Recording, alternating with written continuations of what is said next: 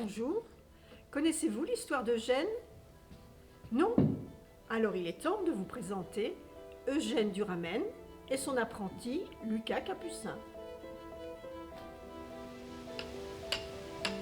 Alors que le printemps démarre, c'est l'occasion pour Eugène de profiter de ces beaux jours pour initier son apprenti à une toute nouvelle connaissance sur le métier de charpentier. Et plus précisément sur une méthode ancestrale, celle du piquage. En effet, cette connaissance permet, avec une certaine méthodologie, d'assembler les pièces de bois qui constituent les éléments des charpentes. Mais pas n'importe quelle pièce de bois. On parle de celles qui étaient autrefois équarries à la hache dès le XIe siècle jusqu'au XVIe siècle. Cela permit aux charpentiers de mêler leur savoir-faire en géométrie à leurs compétences de taillage et d'assemblage mécanique. Mais ne nous emballons pas et laissons Eugène et Lucas vous démontrer cet art.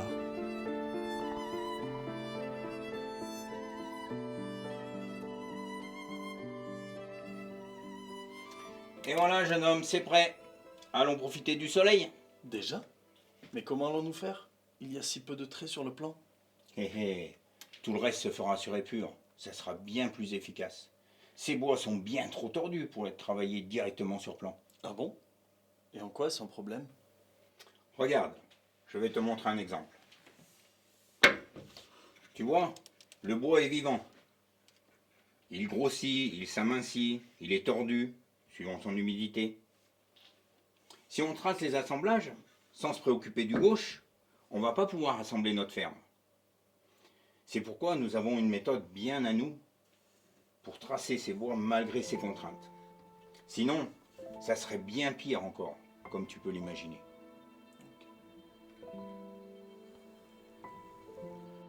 Eugène apprécie le traçage à la main. Cela lui apporte un sentiment de voyage dans le temps et de liberté d'esprit. En cette journée de printemps, notre cher Lucas est motivé et déterminé à découvrir ce qui l'attend. En effet, Lucas marche sur les traces de son père qui était lui-même charpentier. C'est tout un symbole de transmission qu'il s'apprête à vivre aujourd'hui avec Eugène.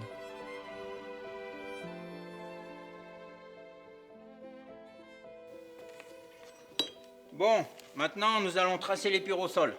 Nous allons la retracer? Oui, ça nous permettra d'avoir les vraies grandeurs.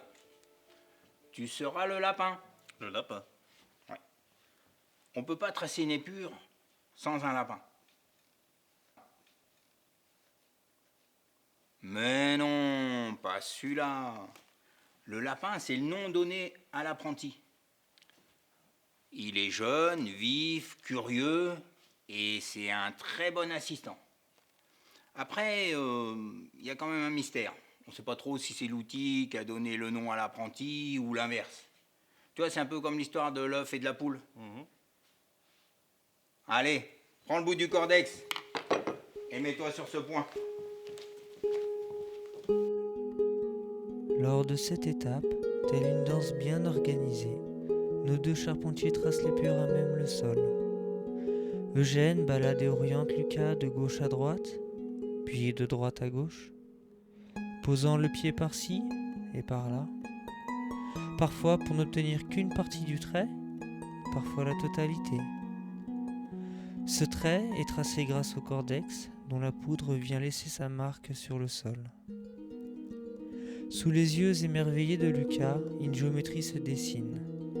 Des formes commencent à prendre du sens, ce sens une représentation réelle d'une ferme latine, un des fondamentaux de ce métier.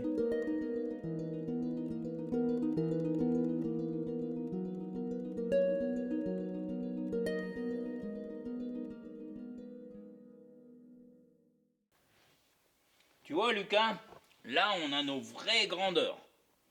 Et maintenant, on va pouvoir mettre les bois sur ligne. Ok, je prends les plus grosses. Oh là, doucement. Il va nous falloir tracer chacune d'entre elles.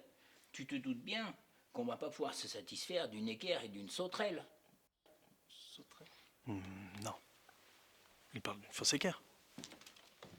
Oui, certain. Tu vois ces deux lignes? C'est le jaugeage et contre-jaugeage. Et là, on a le niveau et l'aplomb. Ça va nous définir un plan horizontal et un plan vertical. Et la croix ici? Ah, ça s'appelle la plumée des verres. C'est très important. Ça nous sert à régler la pièce de bois avant de la tracer. Et on va s'en resservir tout à l'heure quand on va mettre les bois sur ligne en superposant les pièces de bois les unes sur les autres. Ah, ok. Et on doit le faire à chaque extrémité, j'imagine. Bien vu. Et maintenant, on va faire le lignage. Et ensuite, on pourra mettre nos bois sur ligne. Tiens, Lucas, prends le bout du cordex. On va tracer le lignage.